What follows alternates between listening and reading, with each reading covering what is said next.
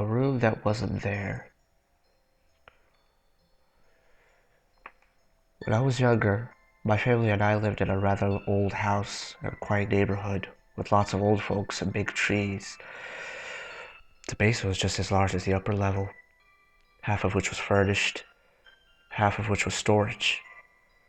The stairs came down into the middle of the basement and opened into a living room.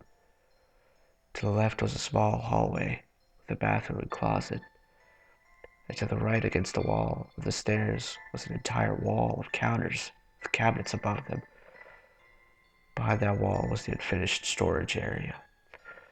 Though I had no childhood fear of the dark, there was nothing otherwise creepy about the basement. Not even in the back of the storage area where it was all shelves, boxes, and concrete. Similarly, I was not creeped out but curious when I came down the stairs one day after school to discover that there was a door between the staircase and where the counters began, an off-white to match the cabinets. It had never been there before, but it did not frighten me. I opened the door which should have intersected with the storage area to find a very small kitchen, the refrigerator on the far wall, a sink, and tiny section of counter on the sides, and wooden cabinets above. The cabinets were all wooden and were fully stocked with plates and cups. The sink functioned. The cupboard beneath had sponges, soap, and trash bags.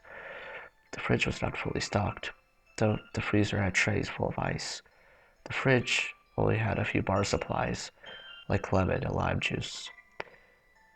I picked up the green bottle of lime juice, which was in the shape of a lime, with a long and slender spout.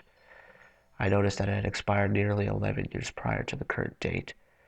Thinking this was all very curious, I left the room and I took the lime juice with me to show to my mother.